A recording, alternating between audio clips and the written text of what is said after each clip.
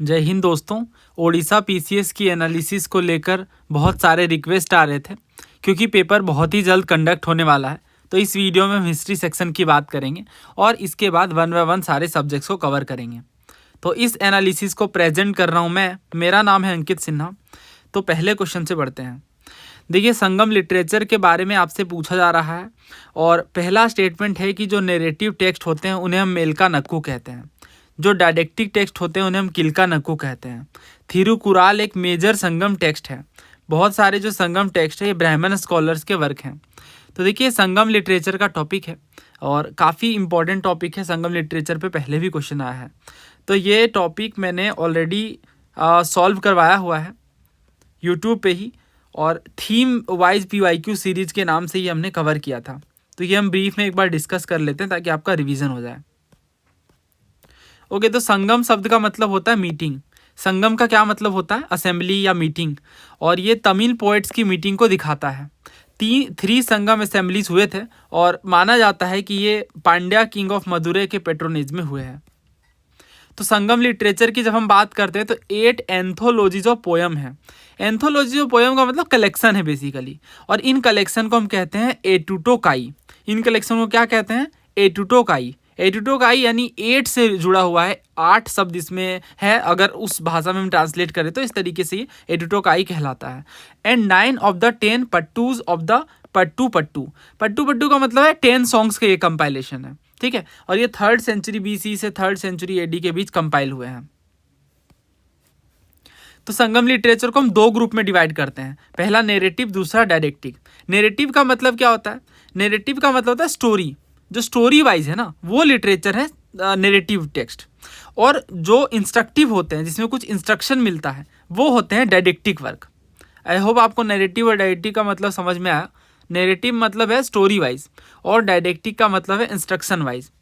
तो narrative text को हम मेलका नक्कू कहते हैं और डायडेक्टिव टेक्स्ट को किल्का नक्कू कहते हैं। तो ये जो स्टोरी वाले टेक्स्ट हैं ये हीरोइज्म को ग्लोरीफाई करते हैं, या कैटल रेड्स वगैरह, यानी पहले जो गोविष्टी होती थी या जानवरों के लिए जो लड़ाइयाँ होती थी, ये सब चीज़ें मेंशन्ड है जनरली। जबकि जो डायडेक्टिक वर्क है इनमें इंस्ट्रक्शन के जैसा है ये। तो बहुत सारे डायडेक्टिव वर्क हैं, जैसे तमिल डायडेक्टिव वर्क है थिरुवल्लुवार जी का, जिसे कहते हैं थिरुकुराल। थिरुकुराल 5th वेदास के नाम से भी जाना जाता है।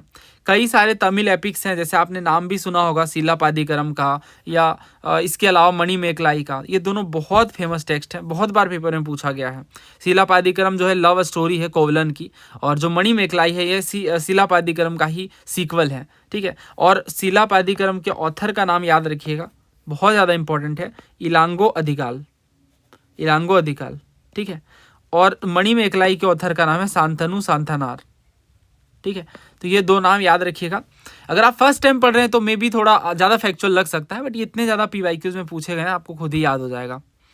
अच्छा, तोल्काप्पियर जी ने तोल्काप्पियम लिखा है, तोल्काप्पियर जी ने, ठीक है। और काफ़ी रेवेड सेंट हैं ये भी, और ये भी संगम लिटरेचर का पार्ट है।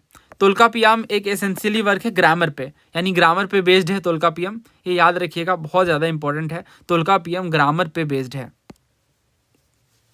बहुत सारे जो तमिल डायडेक्टिव वर्क है ये 5th सेंचुरी पीरियड के बाद लिखे गए, जिसमें थिरुवल्लुवर जी का थिरुकुराल है, जो कि एथिक्स, पॉलिटी, लव अफेयर्स इनसे डील करता है। बहुत सारे तमिल एपिक्स भी हैं, जिनमें सिलापादिकरम और मणिमेखलाई है। 10th सेंचुरी में नाथ मुनि ने एल्वार हाइम्स को कलेक्ट किया, जिसे नलवीर द्वीप प्रबंधम कहते हैं। और शिवा डिवोशनल लिटरेचर जो है ये तिरुमुराल और कराकल अमयार जी के कॉम्पोजिशन से शुरू हुआ। काफ़ी सारे फैक्ट हो गए, बट अभी क्वेश्चन से क्लैरिटी मिलेगी। देखिए, ये क्वेश्चन है UPSC CAPF 2020 का। इसमें आपसे पूछा जा रहा है कि कौन सा स्टेटमेंट जो है करेक्ट नहीं है। पहला कह रहा है कि नलीर द्वीप प्रबंधम जो है ये तमिल वेद के नाम से जाना जाता है। दूसरा, अंडल जो है ये एक अलवर्थ है। तीसरा, कराइकाल अमयार जो है ये विष्णु डिवोटित हैं। और चौथा, जो मेटल इमेजेस हैं सेंट्स अपार और सुंदरार के, ये कंसिक्रेट हैं शिवा टेम्पल। अब देखिए, जो बिल्कुल फर्स्ट टाइम पढ़े उन्हें थोड़ी कन्फ्यूजन होती है, बट NCERTs के टाइम पे मैं पूरा ये याद करवा देता हूँ, बट मैं ब्रीफ में एक बार समझाता हूँ। देखिए, अलवार और नैनार 2 सेंट्स हैं, 2 सेंट्स का ग्रुप है। तो अलवार जो है ये भगवान विष्णु के डिवोटीज़ को कहते हैं, और नैनार जो है वो लॉर्ड शिवा के डिवोटीज़ को कहते हैं। कि ये बेसिक पहले पता होना चाहिए, क्योंकि ये इंटरचेंजेबली क्वेश्चन में यूज करेंगे। जैसे अगर किसी सेंट के बारे में कहना है तो वो बोलेंगे क्या ये अलवार सेंट है, तो आपको पता होना चाहिए ये भगवान विष्णु के डिवोटीज की बात कर रहे हैं। तो ये जो अलवार हाइम्स है यानी जो मंत्र है अलवार्स का, दैट मीन्स भगवान विष्णु के प्रेज में होगा ये। इन्हें हम नलीर दीप प्रबंधम कहते हैं। देखिए आगे लिखा भी हुआ है, द अलवार वेपम is a sacred biography of the Vaishnava saints. ठीक है, तो अलवार से एसोसिएटेड है इसलिए वैष्णव सेंट्स की बायोग्राफी है। जबकि जो शिवा के डिवोशनल लेक्चर्स हैं ये तिरुमुलार और कराईकल अमियार के देखने को मिलते हैं। तो कराईकल अमियार क्या है, लॉर्ड शिवा के डिवोटी हैं। ठीक है, कराईकल अमियार क्या है, लॉर्ड शिवा के डिवोटी हैं। तो दो चीज़ें अभी आप नोट डाउन कर लें। पहली तो ये कि जो अलवार सेंट्स हैं, क्योंकि ये दोनों पूछा गया पेपर में, अभी आप देखोगे ये दोनों ही पूछा गया है। तो जो अलवार सेंट्स के एसोसिएटेड हाइम्स है वो नलीर दीप प्रबंधम है, नलीर दीप प्रबंधम। और जो नयनार सेंट से एसोसिएटेड है वो है कराईकाल अमयार जी हैं पहले, और दूसरे हैं थिरुमुलुर।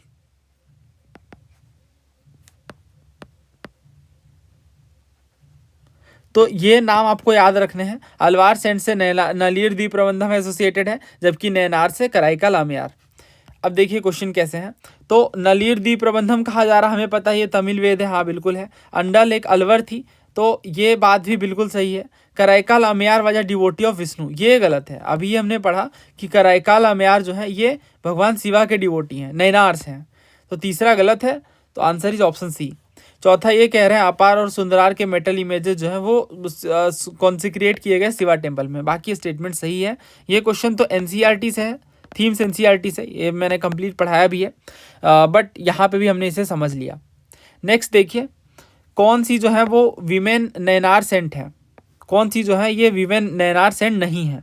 पहला ऑप्शन है कराईकाल अमयार, दूसरा मंगर या कराईसर, तीसरा अंडल और चौथा ईसाई गन्यार।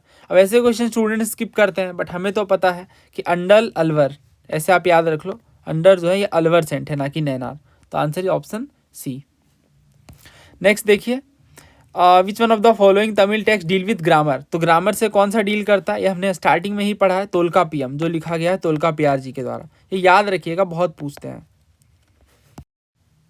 ओके, नेक्स्ट क्वेश्चन देखिए, who is the author of Manimekalai. UPSC CDS 2018 का क्वेश्चन है।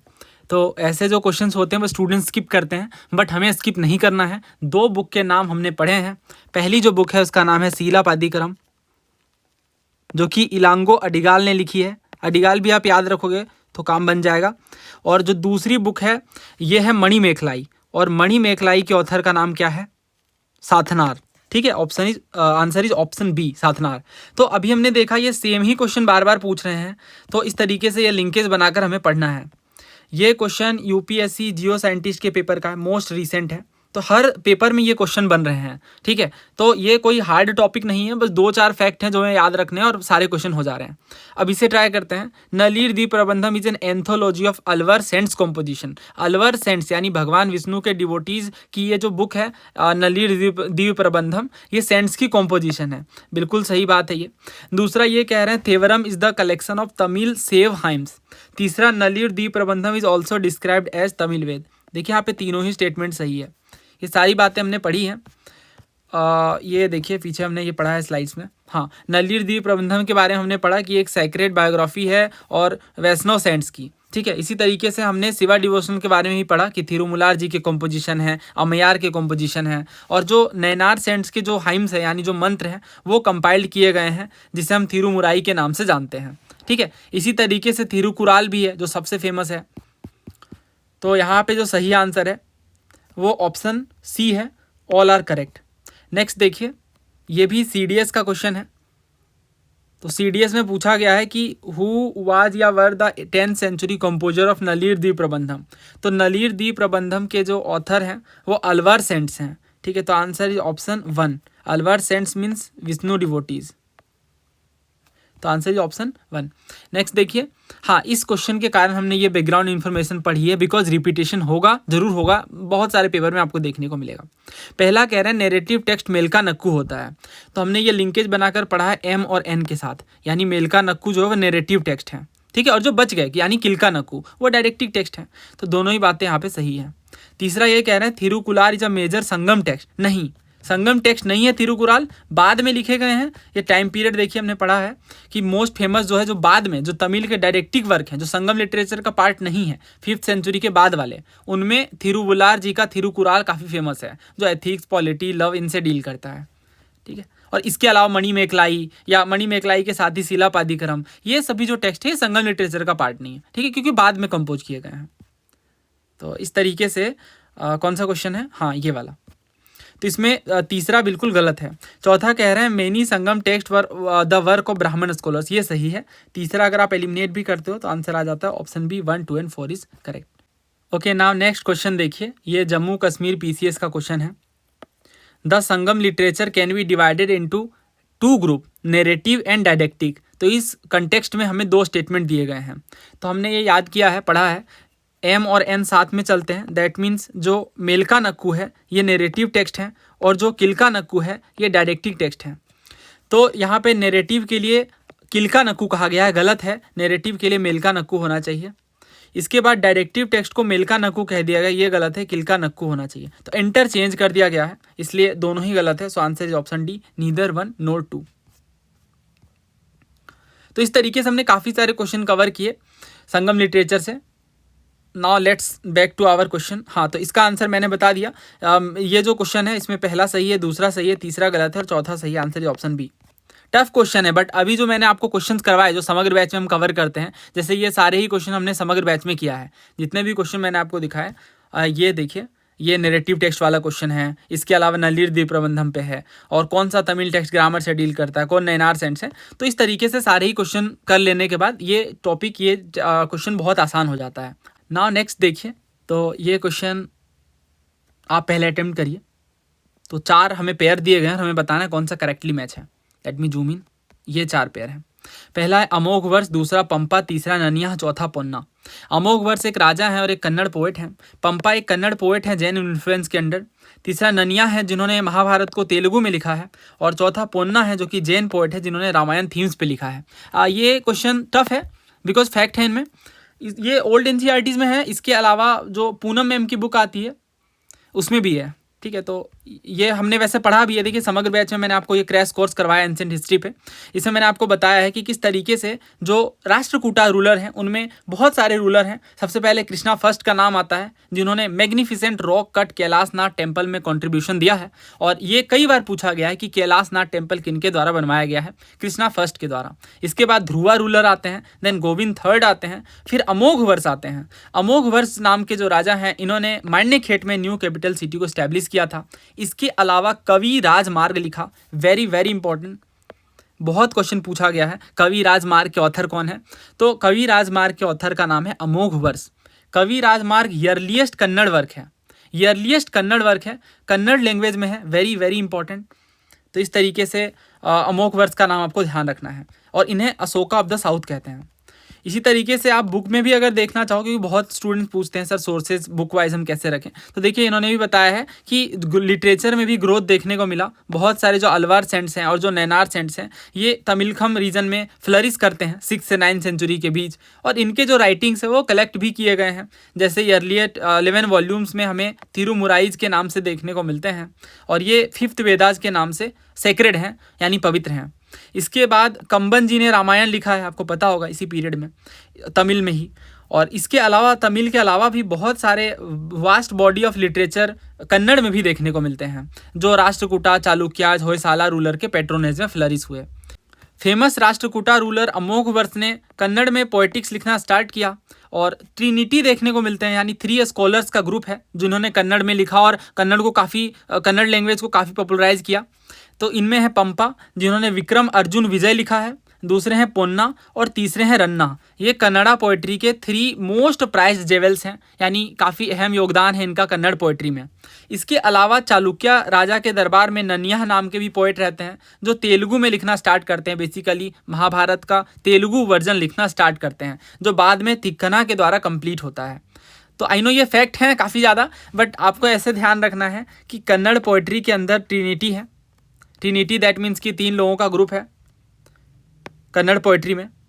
कौन कौन से हैं? पहले हैं पंपा, दूसरे हैं पोन्ना, और तीसरे हैं रन्ना। ठीक है, इसके अलावा तेलुगु में अगर हम देखें, तेलुगु में महाभारत को लिखना स्टार्ट किन्होंने किया, तो नन्याह ने किया, और बाद में इसे कंप्लीट करने का काम तिक्कन के द्वारा किया गया है। तो ये कुछ नाम है। अब हम इस क्वेश्चन को देखते हैं। तो नन्याह क्या इन्होंने तेलुगु में लिखा? देखिए हमने ये पढ़ा है कि तेलुगु में लिखना स्टार्ट जो है, तेलुगु में बेसिकली ट्रांसलेशन जो है महाभारत का वो नन्याह ही करते हैं। तो दैट मीन्स कि ये जो स्टेटमेंट है वो बिल्कुल सही है। पंपा के बारे में हमने पढ़ा कि हाँ ये कन्नड़ा पोएट है अंडर जैन इन्फ्लुएंस। अमोघवर्ष के बारे में सबको पता ही है कि राष्ट्रकूटा रूलर्स और कन्नड़ पोएट हैं। पोन्ना के बारे में भी हमने पढ़ा कि ये जैन पोएट है जिन्होंने रामायण थीम्स पे लिखा है। तो आंसर जो है यहाँ पे ऑप्शन डी है, ऑल आर करेक्ट। इसी तरीके का ये क्वेश्चन यूपी पीसीएस में पूछा गया था कि तेलुगु ट्रांसलेशन में किनका योगदान है। तो हमने पढ़ा है ये तेलुगु ट्रांसलेशन में नन्याह और तिक्कना का योगदान है। नन्याह ने स्टार्ट करा और तिक्कना ने कंप्लीट किया है महाभारत के तेलुगु ट्रांसलेशन को। तो नन्याह और तिक्कना यानी आंसर जो है वो ऑप्शन 3 होना चाहिए। 3 और 4 यहाँ पे करेक्ट हैं। ठीक है, तो रिपीटेशन होता है, डेट मीन्स ये क्वेश्चन आपस में इंटरलिंक्ड है और स्टेट पीसीएस के लिए इंपॉर्टेंट है ये जो फैक्ट्स मैंने बताया। ओके, नाउ नेक्स्ट क्वेश्चन देखिए। बुद्धिज़्म के बारे में हमें 4 स्टेटमेंट दिए गए हैं। पहला ये कहा जा रहा है पाल किंग ने पेट्रोनाइज किया यानी सपोर्ट दिया। दूसरा ये कि बुद्धा को गॉड के रूप में वर्शिप करते हैं महायान बुद्धिज़्म में। तीसरा ये कि हीनयान जो है वो बुद्धा को ऑर्डिनरी बीइंग यानी एक नॉर्मल ह्यूमन बीइंग के रूप में देखते हैं जिन्होंने निर्वाण को अटेन किया है, प्राप्त किया है। चौथा ये कि वज्रयान जो है वह हिंदू प्रैक्टिसेस पे फोकस करता है। तो देखिए ये आसान क्वेश्चन है, रीज़न बीइंग की अगर आपने सिर्फ PYQs किया है या हर सोर्सेज में ये कवर्ड है। तो ये सिविल सर्विसेज 2006 का क्वेश्चन है। देखिए क्या पूछा जा रहा है, the Ikshvaku rulers of southern India were antagonistic towards Buddhism, यानी बुद्धिज़्म के विरोध में थे इक्ष्वाकु रूलर।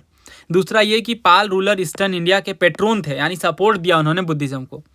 तो यहाँ पे जो आंसर है वो ऑप्शन बी है, बिकॉज जो इक्ष्वाकु डायनेस्टी है इन्होंने ईस्टर्न कृष्णा रिवर में रूल किया है 3rd से 4th सेंचुरी के बीच, और ये सेवाइट्स थे। इन्होंने वैदिक रिचुअल्स को परफॉर्म किया, लेकिन बुद्धिज़्म भी इस लाइन में फ्लरिश करता है। तो पहला स्टेटमेंट गलत है। उसके बाद पाल एम्पायर की अगर हम बात करें तो पाल एम्पायर जो है बंगाल वाले रीजन में था, नॉर्थ ईस्टर्न पार्ट में। जो रूलर हैं वो पेट्रोन थे बुद्धिज़्म के, बुद्धिज़्म का डायरेक्ट सपोर्ट था पाल रूलर के द्वारा, और बहुत सारे इंपॉर्टेंट बुद्धिस्ट सेंटर्स भी बनाए गए जैसे उदांतापुरा मोनेस्ट्री है, विक्रमशिला है, सोमपुरा है। इस तरीके से सेकंड स्टेटमेंट बिल्कुल करेक्ट है। तो पहला यहाँ पे गलत है और सेकंड जो है बिल्कुल सही है, पाल रूलर्स जो है वो पेट्रोन्स थे बुद्धिज़्म के। तो अगर आपको पता है कि पाल रूलर्स बुद्धिज़्म के पेट्रोन थे, दैट मीन्स इस क्वेश्चन में जैसे पूछा जा रहा है कि पाल किंग्स ने पेट्रोनाइज किया, तो ये सही है। तो अगर ये सही है तो आपके 2 ऑप्शन जो है वह एलिमिनेट हो जाते हैं। बस आपको 4th चेक करना है, बिकॉज बाकी तीनों सेम हैं दोनों ऑप्शंस में। तो क्या वज्रयान हिंदू प्रैक्टिसेस में फोकस करता है या नहीं?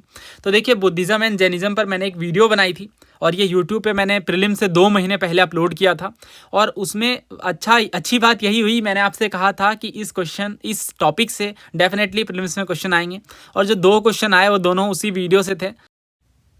तो ये जो लेक्चर था इसमें पेजेस तो काफ़ी सारे हैं, बट हर पेज में एक क्वेश्चन है, इस वजह से ये लंबा फाइल है, बट ये काफ़ी इजीली आप कवर कर सकते थे। और इसमें हमने बहुत सारे PYQs किए हैं, 50-60 से ज़्यादा PYQs कवर किए थे। तो इसमें हमने वज्रयान के बारे में भी पढ़ा था कि वज्रयान का मतलब होता है the vehicle of the Thunderbolt, जिसे हम तांत्रिक बुद्धिज़्म कहते हैं, और ये बुद्धिस्ट स्कूल इंडिया में 900 AD के आसपास फ्लरिश करता है। इसमें बहुत सारे कम्प्लेक्स सेट ऑफ रिचुअल्स देखने को मिलते हैं जो रेस्ट बुद्धिस्ट स्कूल से काफ़ी डिफरेंट हैं।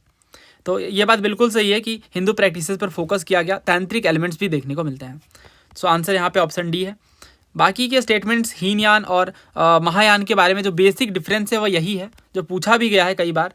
ये मैं कुछ क्वेश्चंस आपको करवाता हूँ ताकि आपको और क्लैरिटी मिले जो हीनयान और महायान के डिफरेंस। हाँ, ये क्वेश्चन देखिए, what is the fundamental difference between Hinayana and Mahayana sect of Buddhism. Civil services का क्वेश्चन है 1992 का।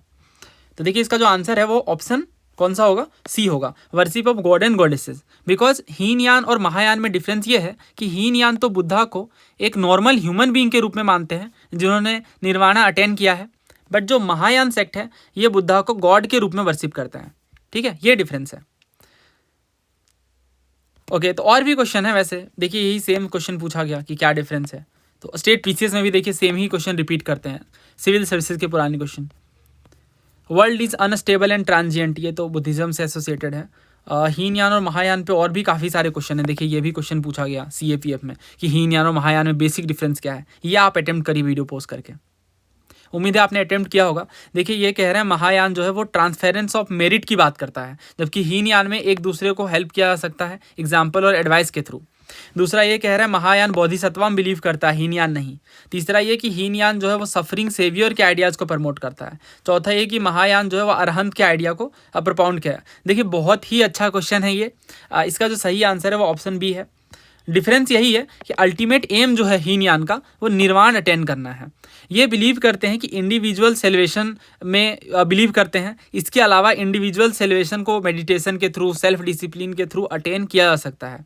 बट जो महायान है वो बोधिसत्वा की वर्शिपिंग करते हैं। बोधिसत्वा वो पर्सन है जिन्होंने अपने निर्वाणा को डिले किया है ताकि वो दूसरे लोगों को निर्वाणा अटेन करने में हेल्प कर सकें।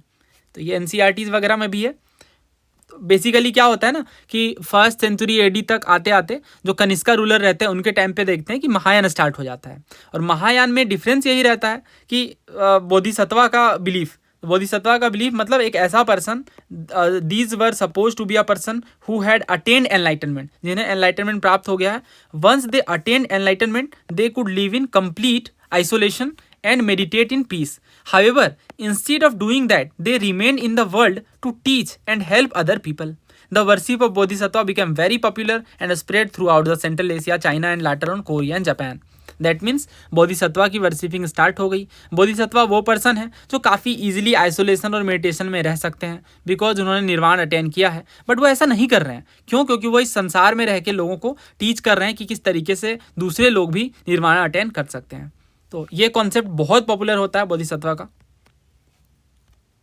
तो ये मैंने आपको समझा दिया। उम्मीद है आपको क्लैरिटी मिली होगी हीनयान और महायान के बीच। वैसे मैं आपको रिकमेंड करूंगा कि आप उस वीडियो में टाइम इन्वेस्ट कर सकते हैं। बहुत अच्छा इन्वेस्टमेंट है टाइम का। और वो वीडियो की मैं लिंक डिस्क्रिप्शन बॉक्स में डाल रहा हूँ। बुद्धिज्म एंड जैनिज्म की वीडियो आप जरूर जाकर देखें। सारे डाउट्स आपके क्लियर हो जाएंगे। और आपको तो पता ही है हर साल ही क्वेश्चन आते हैं ऑलमोस्ट। इस क्वेश्चन का आंसर बी है और इसका आंसर जो है वो ऑप्शन डी है।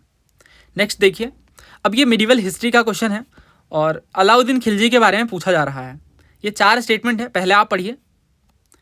ओके, तो पहला ये कह रहे हैं 3 अलग अलग मार्केट इस्टेब्लिश करते हैं अलाउद्दीन खिलजी। पहला फूड ग्रेन के लिए, दूसरा कपड़ों के लिए और तीसरा घोड़ों के लिए। दूसरा ये कह रहे हैं सहना को पोस्ट किया जाता है मार्केट में। तीसरा ये कि जो किसान होते हैं, जो पीजेंट्स होते हैं, उन्हें लैंड रेवेन्यू काइंड में देना होता है। काइंड का मतलब होता है किसी रूप में, नॉट इन कैश। चौथा ये कह रहे हैं जो स्लेव्स है उनका ट्रांजेक्शन होता था, यानी जो गुलाम है उनका ट्रांजेक्शन होता था मार्केट में। लोग सेल एंड परचेज कर सकते थे स्लेव्स को। करेक्ट आपको बताना है। ये आपके ऑप्शंस हैं। ओके, तो ये NCERTs में और तमिलनाडु बोर्ड की बुक में भी आप देखोगे तो अलाउद्दीन खिलजी के रिफॉर्म्स का एक सेक्शन दिया गया है। तो अलाउद्दीन खिलजी ने एक लार्ज परमानेंट स्टैंडिंग आर्मी को मेंटेन किया और रॉयल ट्रेजरी से उन्हें कैश दिया। फेरिस्ता एक ट्रेवलर थे, उनका भी ये कहना था कि अलाउद्दीन खिलजी के टाइम पे 4,75,000 कैवेलरी मैन थे, यानी घुड़सवार थे। इन्होंने दाग और हुलिया सिस्टम को इंट्रोड्यूस किया। दाग का मतलब घोड़े की ब्रांडिंग की जाती थी जिससे हाई क्वालिटी घोड़ों को रिक्रूट किया जा सके। इसके बाद हुलिया बनाया जाता था। हुलिया का मतलब है कि सोल्जर्स का एक लिस्ट हो जिससे अच्छे सोल्जर्स को आइडेंटिफाई किया जा सके। इसके बाद क्या हुआ कि सैलरीज को कैश में देना ही शुरू करते हैं और ये बहुत नई बात रहती है बिकॉज इससे पहले के दिल्ली सल्तनत के रूलर जो हैं वो जनरली कैश में सैलरीज नहीं देते थे, या तो ज़मीन के रूप में देते थे या किसी दूसरे रूप में। तो ये हुआ। इसके अलावा मार्केट रिफॉर्म्स के लिए अलाउद्दीन खिलजी का नाम काफ़ी पॉपुलर है। मार्केट रिफॉर्म्स के लिए जाने जाते हैं। क्या मार्केट में रिफॉर्म्स लाए गए? तो बेसिकली 4 अलग अलग मार्केट इस्टेब्लिश किया जाता है अलाउद्दीन खिलजी के द्वारा। पहला ग्रेन के लिए, अनाज के लिए। दूसरा कपड़ों के लिए, यानी sugar, dry fruits, butter, oil, ये इन सब खाने पीने की सामग्री के लिए। तीसरी जो कैटेगरी है वो हॉर्सेज के लिए, हॉर्सेज, स्लेव, केटल्स, इनके लिए। और जो फोर्थ है वो मिसलेनियस कमोडिटीज़ के लिए। तो इस तरीके से 4 मार्केट अलाउद्दीन खिलजी ने सेटअप किए। हर मार्केट जो है वो एक हाई ऑफिसर के कंट्रोल में होता था जिसे हम सहनाए मंडी कहते हैं। सहनाए मंडी मीन्स, सहना का मीन्स ऑफिसर है, ठीक है यहाँ पे, और मंडी के ऑफिसर के रूप में आप कह सकते हो। और जो ग्रेन की सप्लाई है ये इंश्योर की गई कि होल्डिंग वगैरह स्टॉक में हो और इसके साथ ही कोई होर्डिंग ना करे, कोई इलीगल तरीके से जो सामान है वो जमा ना करे। इसके लिए बहुत स्ट्रिक्ट पनिशमेंट होती थी। इवन ये भी कहा जाता है कि अलाउद्दीन खिलजी के मार्केट में अगर कोई 1 दर्जन केले मांगता था तो उसे 12 की बजाय 13 मिलते थे बिकॉज काफ़ी स्ट्रिक्ट पनिशमेंट थी। अगर गलती से भी उसने 11 दे दिए तो फिर काफ़ी बड़ा खामियाजा भुगतना पड़ता था इस वजह से। उसके बाद क्या हुआ कि रेगुलेशन वगैरह इशू किए गए जिससे प्राइसेस फिक्स किए गए कमोडिटीज़ के। मनमाने तरीके से कोई नहीं बेच सकता था। एक सेपरेट डिपार्टमेंट इस्टेब्लिश किया गया जिसे हम दीवाने रियासत कहते हैं और इसमें जो ऑफिसर थे वो नाइबे रियासत थे। हर मर्चेंट को रजिस्टर करना पड़ता था। सीक्रेट एजेंट भी होते थे जो घूमते थे मार्केट में अगर कोई कुछ गलत करता था तो वो राजा को रिपोर्ट करते थे, और उसके बाद आपको पता ही है क्या होता था। तो इन्हें मुहिया कहा जाता था। मुहिया का मतलब है सीक्रेट एजेंट। अगर कोई रेगुलेशन वगैरह वायलेट करता है तो उन्हें काफ़ी खतरनाक पनिशमेंट मिलती थी। और अगर कोई हार्श पनिशमेंट, जैसा कि मैंने कहा, अगर कोई शॉपकीपर हायर प्राइस चार्ज करता है या चीटिंग करने की कोशिश करता है नकली बाट का यूज करके, फॉल्स वेट का यूज करके, तो उन्हें खतरनाक सजा दी जाती थी। मार्केट रिफॉर्म्स के अलावा लैंड रेवेन्यू एडमिनिस्ट्रेशन में भी अलाउद्दीन खिलजी ने बहुत इंपॉर्टेंट स्टेप्स लिए। पहले ऐसे राजा थे जिन्होंने लैंड की मेजरमेंट की बात करी। इसके अलावा भी जो बिग लैंडलॉर्ड्स हैं वो बच नहीं सकते थे लैंड टैक्स देने में, तो लैंड रेवेन्यू जो है वो कैश में ले जाता था। तो ये कैश वाला सिस्टम जो है ये इंट्रोड्यूस किया अलाउद्दीन खिलजी ने, ताकि वो सोल्जर्स को भी कैश में पेमेंट करें। और बाद में फिर शेर शाह सूरी और अकबर ने भी इन पॉलिसीज़ को आगे बढ़ाया। तो यहाँ पे हमने पढ़ा कि 3 नहीं बल्कि 4 मार्केट थे, 4 अलग अलग मार्केट थे। तो पहला तो गलत है। अगर हम पहला गलत कर दें तो आंसर हमारा आ जाता है ऑप्शन बी। बाकी के स्टेटमेंट भी चेक कर लेते हैं। सहना मार्केट में पोस्ट किए गए, जी बिल्कुल। पीजेंट्स को लैंड रेवेन्यू देना पड़ता था काइंड में, ये भी सही है। चौथा ये है कि स्लेव्स वर ट्रांजेक्टेड इन मार्केट, हाँ ये भी सही है। अलग ही डिपार्टमेंट था, 4 मार्केट में से एक जो है स्लेव्स के ट्रांजेक्शन के लिए था। इसमें स्लेव्स, कैटल्स, इनको ट्रांजेक्ट किया जाता था। ये क्वेश्चन रिसेंटली असम पीसीएस में पूछा गया है। इसमें आपसे पूछ रहे हैं कि अलाउद्दीन खिलजी ने किन आइटम्स का कॉस्ट को फिक्स करा। पहला शुगर केन, दूसरा डायमंड, तीसरा ग्रेन, चौथा फिश। देखिए खाने वाली कमोडिटीज़ को फिक्स किया गया, हमने पढ़ा है ये मार्केट में। और हमने ये भी देखा कि अगर कोई गलत तरीके से चार्ज करता है, खास करके खाने वाली कमोडिटीज़ में, तो फिर उन्हें बहुत बड़ा खामियाजा भुगतना पड़ रहा है। तो शुगर केन, ग्रेन, फिश, इनके जो प्राइसेस है वो फिक्स किए गए। डायमंड का प्राइस तो ये तो काफ़ी कॉस्टली चीज़ है, इसका प्राइस कोई फिक्स भी नहीं कर सकता था। तो सेकेंड भी अगर आप एलिमिनेट करते तो आंसर जो है वो निकल कर आ सकता था एलिमिनेशन के थ्रू भी, क्योंकि ये ग्रेन्स है ना आपस में। तो answer is option C. Next देखिए, मॉडर्न हिस्ट्री का ये क्वेश्चन है, सब्सिडरी अलायंस के ऊपर है। सब्सिडरी अलायंस के ऊपर हमने 20-30 क्वेश्चन PYQs किए हैं, बिकॉज ये टॉपिक बहुत छोटा है बट बहुत इंपॉर्टेंट है। पहला ये कह रहे हैं कि इंडियन रूलर जो है जिन्होंने अलायंस को साइन कर लिया है, अब वो एग्री करेंगे ब्रिटिश रेजिडेंट की पोस्टिंग के लिए।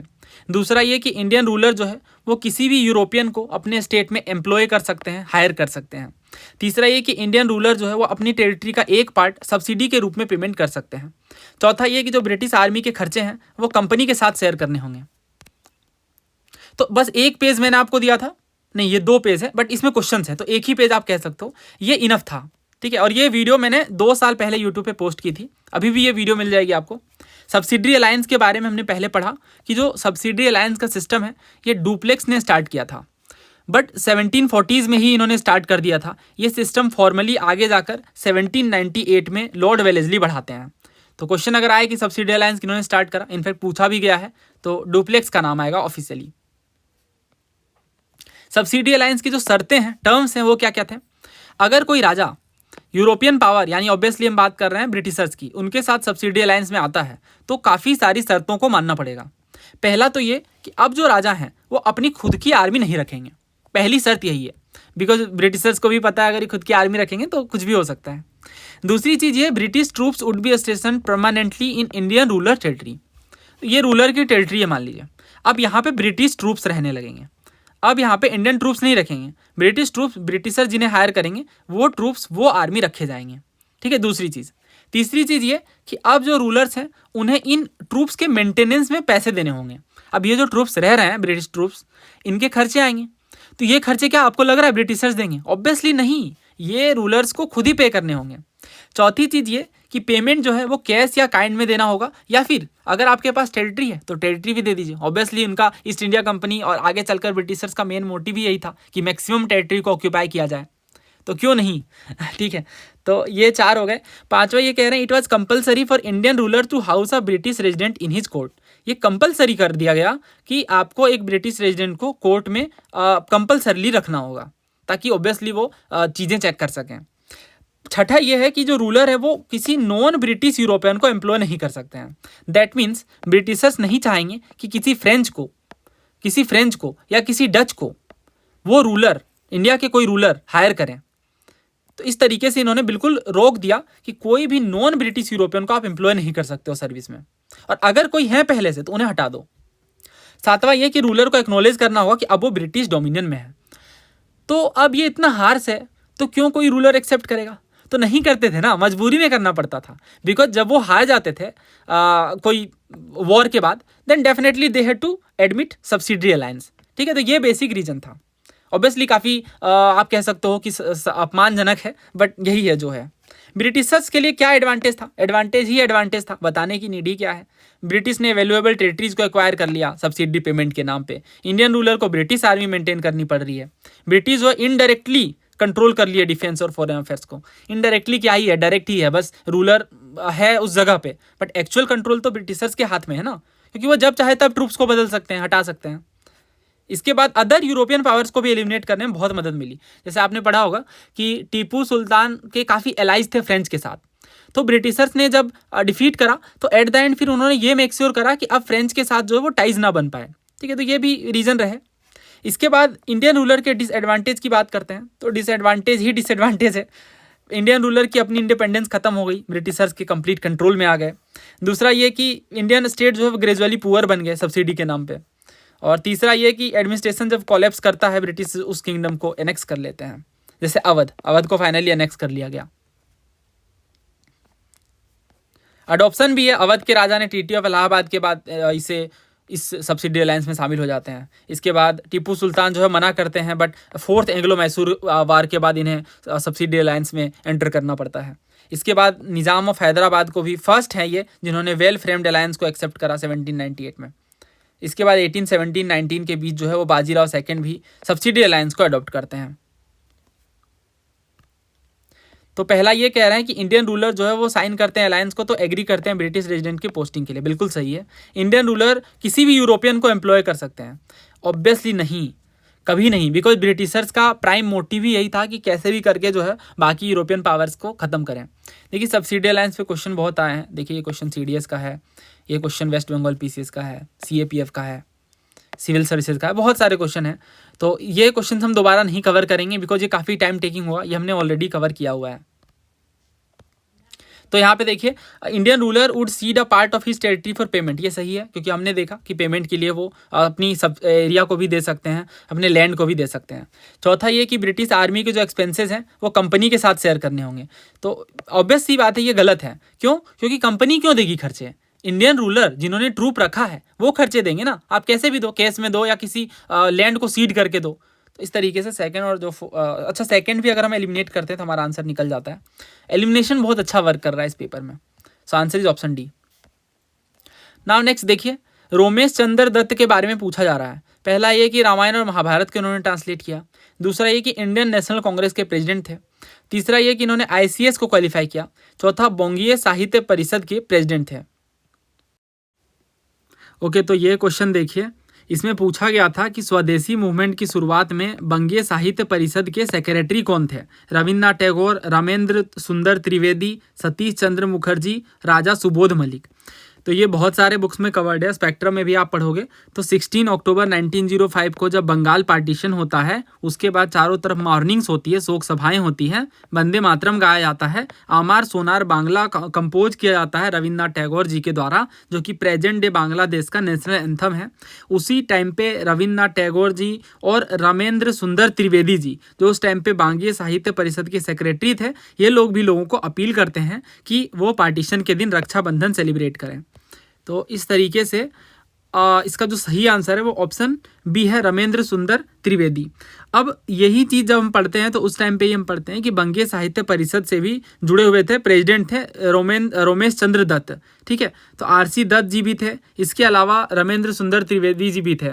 तो ये सारे जब इस क्वेश्चन को हमने कवर किया था उसी टाइम पर ये मैंने आपको एक्स्ट्रा चीज़ें बताई थी कि रमेश चंद्र दत्त जो है इन्होंने बंगाली लिटरेचर में काफ़ी अहम योगदान दिया है, बंगीय साहित्य परिषद से जुड़े हुए थे और प्रेसिडेंट ये रहे हैं बंगीय साहित्य परिषद के, जिसका मेन काम था बंगाली लैंग्वेज को प्रमोट करना। ठीक है, तो ये चौथा बिल्कुल सही है। चौथा अगर सही है तो हमारे पास दो ही ऑप्शन जो है वो बचते हैं। अब बस फर्स्ट चेक करना था, he translated Ramayana and Mahabharata, तो ये जेनरिक सा स्टेटमेंट है, ये सही है और इस तरीके से हमारा जो आंसर है वो डी निकल कर आता है। तो बाकी सारी चीज़ें मैं बता देता हूँ। देखिए सबसे पहली बात ये कि महाभारत और रामायण का ट्रांसलेशन इन्होंने किया है अपने लिटरेरी वर्क्स के लिए, ये रोमेश चंद्र दत्त जी जाने जाते हैं। और इसी के साथ ही इनका जो ट्रांसलेशन था वो इस कारण था कि जो कल्चरल गैप है या कई बार इंग्लिश स्पीकिंग ऑडियंस जो है उनके लिए भी एक्सेसिबल हो, और ये जो ट्रांसलेशन है वो बहुत रिचनेस दिखाते हैं इंडियन लिटरेचर की। इंडियन नेशनल कांग्रेस के भी प्रेसिडेंट है, ये बात भी बिल्कुल सही है। 1899 में कलकत्ता सेशन में ये इंडियन नेशनल कांग्रेस के प्रेसिडेंट जो है वो बनते हैं, और इसके बाद ही क्वालिफाइड द ICS, ये बात भी बिल्कुल सही है। उस टाइम पे IAS को ICS कहते थे, यानी इंडियन सिविल सर्विसेज कहा जाता था। 1869 में ये ICS को क्वालिफाई करते हैं, और इसके बाद वो ICS के रूप में सर्व भी करते हैं लगभग 20 सालों तक। उसके बाद ये रिज़ाइन कर देते हैं क्योंकि काफ़ी ब्रिटिश एडमिनिस्ट्रेशन पॉलिसी उस टाइम पे ख़राब हो जाती हैं, तो इस कारण से ये बाद में रिज़ाइन भी कर देते हैं। बंगीय साहित्य परिषद के बारे में मैंने बता दिया, इनका लिटरेरी कंट्रीब्यूशन काफ़ी ज़्यादा था। इन्होंने बंगीय साहित्य परिषद के प्रेसिडेंट के रूप में भी काम किया। होम रूल लीग के बारे में ये क्वेश्चन है। पहला ये कह रहे हैं S सुब्रमण्यम अय्यर जो है ये एसोसिएट थे एनी बेसेंट के। दूसरा ये कि इंडियन नेशनल कांग्रेस के बिहाफ में स्टार्ट हुआ। तीसरा ये कि इसका नाम स्वराज्य सभा के रूप में बदल दिया गया। चौथा ये कि यूनियन फ्लैग के साथ ये थे। तो ये क्वेश्चन भी पूछा गया है CAPF 2011 में। होम रूल लीग के बारे में कौन सी बात सही है? पहला ये कह रहे हैं कि जो मूवमेंट है ये मॉडरेट कांग्रेस लीडर्स ने लीड किया था। दूसरा ये कि 2 होम रूल लीग थे। तीसरा ये कि ये जो मूवमेंट है ये स्ट्रॉन्ग हो जाता है क्योंकि अदर मास एजिटेशन जो है वो उस टाइम पे वर्ल्ड वॉर के कारण नहीं लॉन्च हो पाते हैं। चौथा ये कि गवर्नमेंट नॉन रिएक्टिव थी, यानी गवर्नमेंट ने इस पर्टिकुलर लीग को सप्रेस करने की, दबाने की कोशिश नहीं की। ऑप्शन है हमारे पास 1, 2 and 3, 2, 3 and 4, 1 and 4 और 2 and 3। तो देखिए इसमें क्या बात है, हमें ये समझना है कि जो ये लीग की बात कर रहे हैं कि क्या होम रूल लीग का सपोर्ट था या नहीं था, तो पहला बिल्कुल गलत है क्योंकि जो मॉडरेट कांग्रेस लीडर थे इन्होंने बिल्कुल भी सपोर्ट नहीं किया होम रूल लीग में इनिशियली। यही रीज़न है कि बाल गंगाधर तिलक जी ने सेपरेटली और एनी बेसेंट जी ने होम रूल लीग को अलग अलग जगहों से स्टार्ट किया, तो ये गलत है। और 2 होम रूल लीग थे, ये भी बात सही है। देखिए मैंने आपको पूरा पढ़ाया हुआ है होम रूल लीग मूवमेंट के बारे में समग्र बैच में, उससे से हम रिवाइज कर लेते हैं। दोनों ही तिलक जी और एनी बेसेंट जी रियलाइज करते हैं कि जो सैंक्शन है मॉडरेट डोमिनेटेड कांग्रेस का या फुल कोऑपरेशन जो है एक्सट्रीमिस्ट का, ये इंपॉर्टेंट है सक्सेस के लिए। तो 1914 का जो सेशन है वो फेल हो जाता है क्योंकि मॉडरेट एक्सट्रीमिस्ट का जो मिलन है यानी रीअप्रोचमेंट है वो नहीं हो पाता है।